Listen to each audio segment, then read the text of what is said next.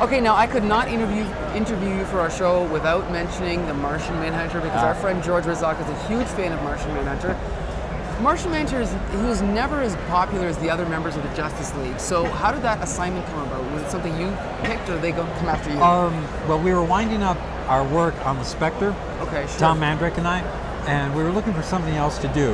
And I think Martian Manhunter was suggested to us. He's often been treated as the heart and soul of the Justice League, but also just as often he's treated as sort of this green version of Superman. And we wanted to explore how he was different from Superman. So one of the things that we figured, first of all, in terms of the difference of the character, is that Superman came to Earth from Krypton as a baby, and so he was raised in Kansas. He grew to adulthood there. So he's an alien by birth, but he's American by how he was raised. Martian Manhunter, John Jones, on the other hand, was raised in a whole society. He comes to Earth as an adult, and that's a big difference. So we wanted to explore some of his society, some of what made him who he is. You know, what were the values? How did they live? What sort of houses did they live in? If you can float up and down, then do you need stairs? If it's a society of telepaths, then how do you handle that in terms of respecting somebody else's privacy?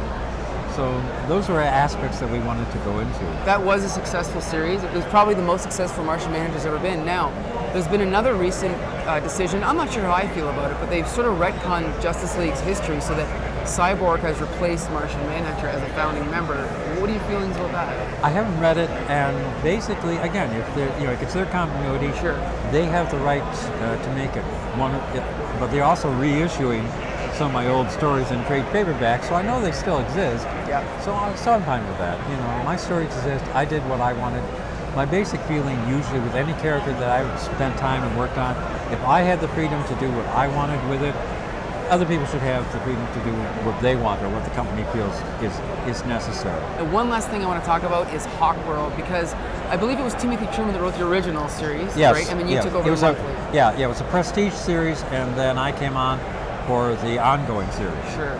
And what was I mean, I know obviously he'd sort of rebooted the character, but what would you say is the main thing that separated it, I mean, other than visually, separated it from the sort of Joe Kubert version that started in the 60s or 50s? Well, these were definitely the Hawks from another world, and one of the things that I defined it early on was that Hawkman and Hawkgirl or Hawkwoman read the Declaration of Independence and the Constitution, and the reaction is, you people really believe that?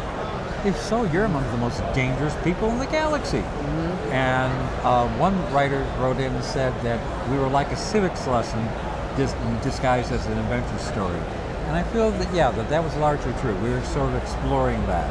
You know, these were policemen from another world, and they had to deal with how they perceive things. The thing I like about your work is always a lot of thought put into to your stories, and that's something I think I appreciate. And you wanted to talk about some of the stuff you've got coming up, right? Yeah, I'm developing new projects. Tom Mandrake, who I did Spectre, and Martian Manhunter, he was also part of the Kents as well. He and I are developing a new character that all our creation that we own.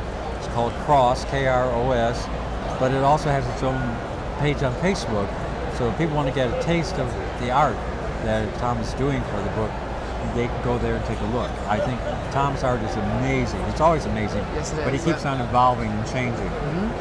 And what company is that going to be coming from? We haven't settled on that yet. That's part of the reason they were bringing everything together. Okay, so look for that coming very soon. Cross from John Ostrander and Tom Mandrake, and it was a very great pleasure meeting you. I'm a big fan of your work. Thanks a lot. Thank you so much.